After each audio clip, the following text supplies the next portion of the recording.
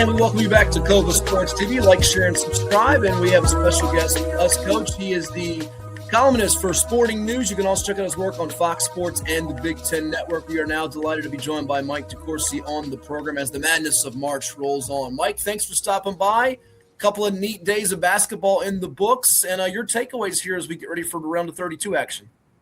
Well, I thought that the first 2 days were a lot of fun. I know that when there aren't as many upsets, there are some who decry the absence of those events, but we came close on several. There were a lot of highly competitive games. I mean, Kentucky needed a near miracle in order to survive Santa Clara and advance to the next round. So the idea that we didn't have enough upsets, I think, is overplayed. And I think we need to understand why there are fewer such games. And there are multiple components of that. And obviously one of them, and no one would deny this, is that there are a lot more mid-major players who are ascending to the high major level. And that is giving the opportunity for those teams to be more empowered and for the mid-major teams to have maybe a bit less talent available to them. Although I did point out in some other circumstances that you look at a player like Evan Mahaffey, who was a high major player for 3 years or more and played this last season for Akron and had a nice year on a terrific team in the MAC that played in the NCAA tournament and was very competitive in their game. So it does swing both ways still, but it does, I think, obviously lean more toward the high major level. That's a factor, and I think everyone's acknowledged that. But what they haven't acknowledged is that the high majors are empowered by a couple of other things. One is a lot of teams that used to be mid-majors are now in high major conferences. Xavier, Creighton, those teams in particular. Gonzaga is no longer a mid-major no matter where they play. They are now one of the power teams in basketball, whatever conference they play in, it doesn't matter. So a lot of teams that used to be pulling these upsets are now either trying to get in or trying to avoid them. And so that's a factor as well. And then the last component that isn't discussed nearly enough, is that you look at the level of talent that is now retained by college basketball in general. And I think that includes all levels. Obviously, the Power Five would be the most effective. But the level of talent that's retained among players who, even 5 years ago, certainly 7 years ago, were saying, I got to make some money playing this game. My career is finite. I'm getting a scholarship, and I'm getting $6,000 a year or whatever it was in cost of attendance payments, and that's just not enough. I've got to go make some money. And so they were leaving college basketball before they were ready, or maybe they would never be quite ready for the NBA, but they still could accomplish something in college. Now they're fighting to stay in college. As you know, the court systems are overworked with players fighting to stay in college, fighting to get a 6th year, a 5th year, whatever it might be, because there's money in it now. So that makes the teams at the top better. I use as an example Zuby Ejiofor, who had a phenomenal year for St. John's. What are the odds he plays a 4th season at St. John's in an era only 5-7 years removed from where we stand now? No, you make some great points, Mike. And to follow that up, I think of Armando Bacot at North Carolina, another guy that stayed in school because he didn't have the NBA draft stock that maybe years ago would have been different for him. Before I let my partner jump in here, and he's going to ask you, I'm sure, about UNC's game with VCU and the status of Hubert Davis. But 4 of those double-digit seeds that we have left are from the SEC, and 10th seeded Texas A&M and 11th seeded Texas, to go with the others in High Point at 12, who was a trendy upset pick over Wisconsin in the round of 64, and 11 seed in VCU had that 19-point rally from Carolina. So now that we're at the round of 32, I want to know from you, because you did the bracket breakdown. People could see it all the time on Fox Sports Sporting News and on the Big Ten Network. You were crunching the numbers. Going into the tournament, how many teams did you realistically think could win the championship, and how many are you at right now that you think can realistically hoist the trophy on that Monday night in April? Yeah, I had probably a month or two ago, I thought there were more than there were. And a lot of the teams that have been eliminated from that idea, I mean, they certainly haven't been eliminated. I mean, well, BYU has, but most of them are still alive, but they've been eliminated in my mind from the possibility of pursuing that. And that's been the product of injury. Injury has had a more profound impact on this tournament, this NCAA tournament. My first NCAA tournament covering was 1987, I believe. I believe that's the first one I ever covered. My first Final Four was 1988. And I've never seen anything quite like this in terms of the injury component. North Carolina with Caleb Wilson, a totally different team. The literal most consistent player in America as a freshman, scored 20 points, averaged 20 points. Okay, so most of the time when you see a guy average 20, it's because he'll get 35 one night and 18 the other. Caleb scored 20 almost every time he took the floor. He was amazing. And him being gone really impacted Carolina's season. JT Toppin at Texas Tech took them out of the conversation. What happened to Richie Saunders at BYU totally diminished the Cougars, and they just couldn't get past it, even to defeat in the first round a not overwhelming Texas team. So all of that has played a role in why at this point I think it's only 5 or 6 that meet the standard necessary to win it. A lot of people are going to look at particular teams that I would exclude from that group, Purdue being the most obvious, and say, hey, look, they're hot, they're good, they're talented, they can win it. Well coached, yes, all those things are true. But I don't think they're talented enough to survive 6. Do I think they could win 4? Yes, although they're in the worst possible position to do that, because I think their number 1, Arizona, is the best in the tournament, especially as regards the injuries I mentioned. I still think, yes, Michigan could win it, but I believe in them much less than I did before LJ Kaysen. I still think Duke can win it, but I believe in them less before Patrick Gongba and in particular Caleb Foster became absent through injury, and they were at least slightly diminished as a team. I do think that you have to have certain components to win this thing, and if you look over the last 4 decades or so, pretty much every champion meets those standards, and it begins, and this is why I exclude Purdue, it begins with those obvious NBA draft picks, the guys that are going to go in the first round, and they're going to make a difference at that level to a degree, but they really make a difference in the NCAA tournament when the games get most difficult. Excellent insight there from Mike DeCourcy, Sporting News, Fox Sports, Big Ten Network, as we talk about the NCAA basketball tournament round of 32 action this weekend. Another guy that's also on the shelf, potentially Joshua Jefferson from Iowa State, Ed. Yeah, I don't want to make any assumptions about Josh, but they were a team that I had picked to go to the Final Four and that I would put in that subset of teams that could win it until we know what his injury is. How the severity of his injury. Honestly, what I heard from Iowa State on Friday was almost encouraging, because when I saw the way his foot twisted, I had a fear of a foot fracture, and there would be no way for him to recover in time to play in this tournament. Whereas a sprained ankle, it quite possibly, and they did not dictate the severity, whether it was high or low, etc. It quite possibly won't return because of a sprained ankle, but at least it puts you in the realm of a possibility that he could go again. Whereas, like I said, a foot fracture or an ankle fracture or something like that, and he would clearly be out of this and preparing for the draft. No doubt. Ed? First of all, Mike, pleasure to have you on. I've been a big fan of your work. I know you weren't with Sporting News back in the 70s, but as a little tyke, the Sporting News was the first sports paper that I got on a weekly basis as a newspaper form, all sports, the different sports, and of course, basketball, football, and baseball. And in my brother's attic back in Pennsylvania, I probably have from 1970 all the way, probably over 1,000 copies still up there of the Sporting News. I loved that. As a 12-year-old kid, I would run to the store to get that every Friday, Sporting News, to make sure I got the guy, the owner of the store, to start saving me a copy so they wouldn't all be gone, because I was a kid, He said, "You're the only kid that gets this. Everybody else is an adult." But that was my first foray into sports. It's the Sporting News. So when I heard that Matt got you on, I was like, "We got Mike on." You know, Mike's big business. He's top guy. When I heard Sporting News, I always go back to that flash. So again, congrats for coming on and the work you've done in the past.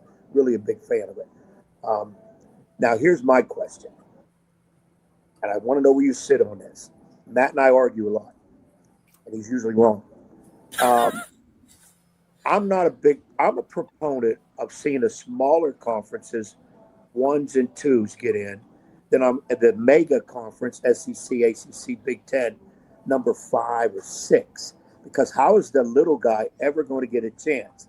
Football, I was on the bandwagon of bringing in those smaller teams because they won their conference. Do they not have a right to play for a national championship? And if you say no, so what's the incentive of winning a conference? You're never going to, well, they're going to get blown out by Ohio State, Michigan, they'll blow them out. So in basketball, we know it's a little different. But what is your perspective on, is that another way maybe, Mike, bring in more of those lower level teams so they have a chance? Or do we stay with a power team that everybody wants to see? Well, I think, first of all, it needs to be understood that there are 68 bids in the NCAA tournament, and let's hope it stays there. Let's hope that we don't ruin this deal by changing it. It's the most popular sporting event in America relative to the sport it completes. Like the Masters is really popular compared to regular golf, but not by the factor that this tournament is. The Super Bowl is really popular relative to football, but not to the level that this is. This takes people from being marginal fans or non-fans into the realm of being fans in this 1 month, and it takes obviously the passionate fans to a level even greater than that. So we have a perfect system as it is now in terms of the number and size of the field. I've been involved in picking brackets now, projecting brackets for 7 years at Fox Sports, and for 6 of those, we've had a tournament. The first year I was on that, of course, was unfortunate in 2020 that we had to have it canceled. And in that 6 years, I've learned a lot more even than I already knew about the process. And the first thing that I will say is that numerically, we now have, with the way things have come to be defined, 25 to 26 mid-major leagues. Depends on how you feel about the Mountain West. Mountain West is kind of in a sort of narrow margin in between the two, but let's say it's 25. That's the number, and we keep the Mountain West with the powers, even though it's probably not quite there. Let's do that. So it's 25. I did the math on this. Out of 68, they get roughly 37% of the field at the mid and low major level. But if you look at the wins above bubble rankings that are strictly about, did you win a game? Okay, who did you play? How good are they? And did you play it at home or on a neutral court or on the road? No margin of victory, none of that. No running up the score. You can win by 100, doesn't matter. It's still the same as if you win by 1. And that ranking, 22 of the 68 teams would fit into those conferences. So it's 22% of the 68 would fit into those conferences. If you look at Ken Pomeroy, which does incorporate that power concept, how dominant are you? How much are you controlling those teams you play? How efficient are you, et cetera? That metric, it's 18%. So the mid-majors are already getting a larger percentage of the field than they represent in terms of the high-quality teams that there are in NCAA Division I basketball. So I think they're already getting I think it's a fair deal because, as you said, there's no real championship unless you have automatic qualification. There's no sport now, really. Now that college football has gotten beyond that and at least offers one position to the group of 5 teams, college football no longer has that concept where you get to the end of the year and we say who's good. It was the most ridiculous construction in sports, and now that's gone. Now, if you win the ACC, if you win the Big Ten, if you win the Big 12, and if you are the best of the non-major teams, you automatically get in. So you know what you have to do at the start of the year to be entered into the field. So college football doesn't have that. College basketball has never had that. They've never had that phony concept of we decide who's good enough on all cases. If you win the Big South, as High Point did, you get in. They can't keep you out unless you're ineligible. And that's good for college basketball. But to say I'd rather see a team like Winthrop make it, it's not that there's no rationale for that. That's just personal preference. And then we're into that football realm. The teams that made the field from the major conferences that weren't super successful, like Missouri or Texas, or I'm trying to think, SMU, those teams, they all met the standard of qualification relative to their seasons. They didn't meet it by much, and that's why Texas and SMU were both required to play the extra game, but they met the standard. And in the case of Miami met the standard to be included immediately after they lost their first game. It was interesting. There was a lot of conversation after Miami lost to UMass in the quarterfinals of the MAC tournament about whether they would be included.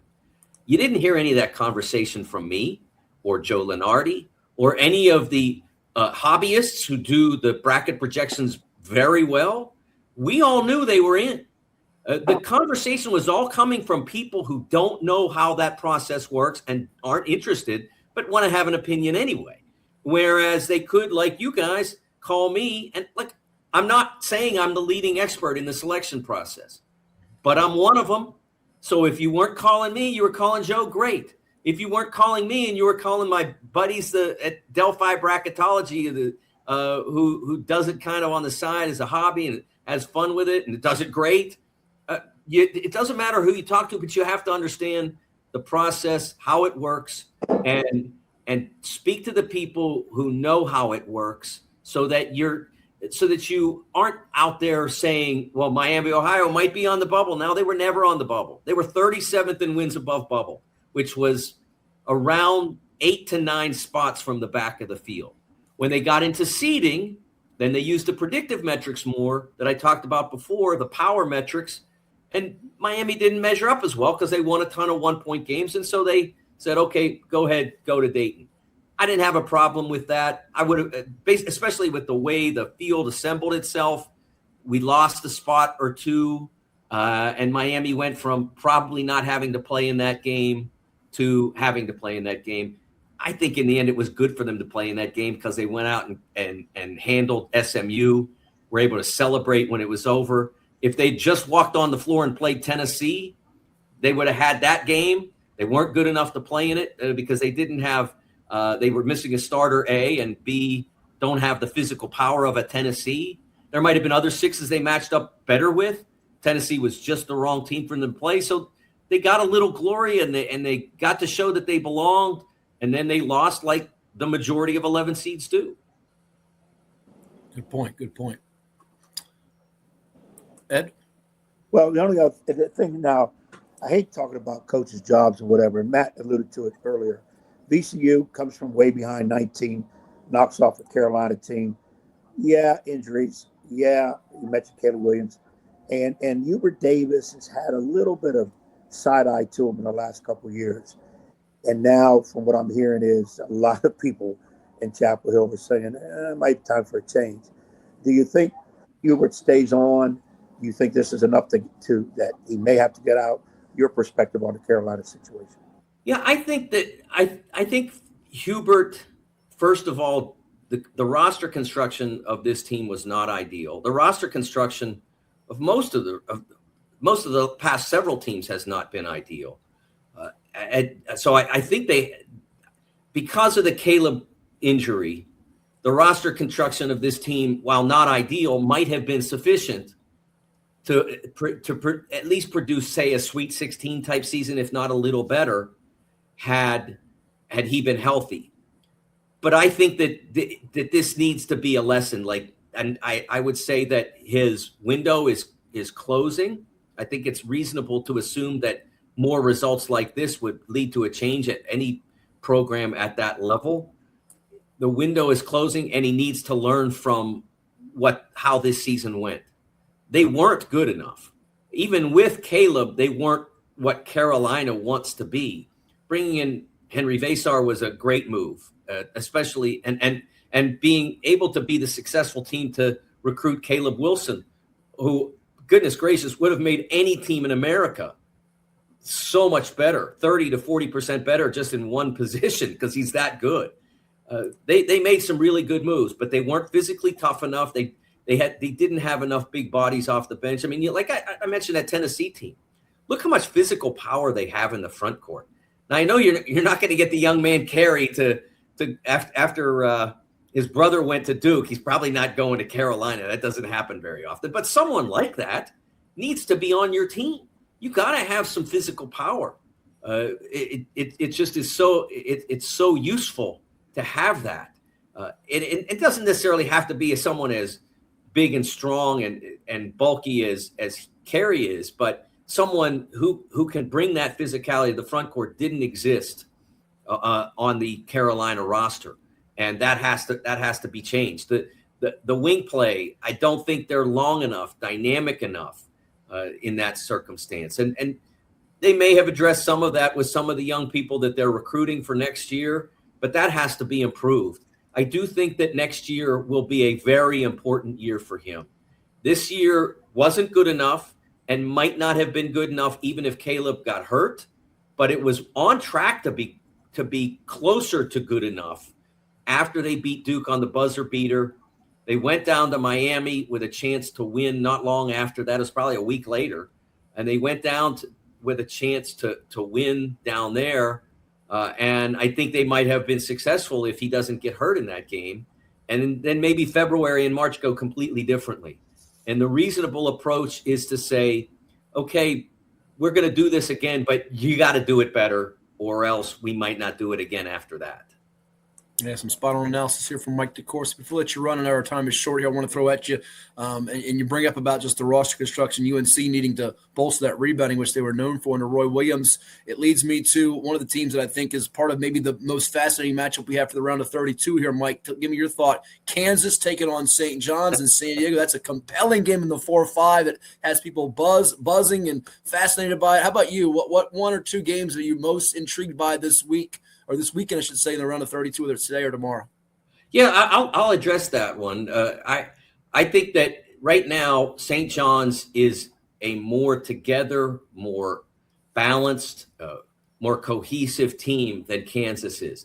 But Kansas has Darren Peterson, who is certainly the most talented player left in this tournament. He and A.J. Debonsa, probably the two most talented players in college basketball this season altogether.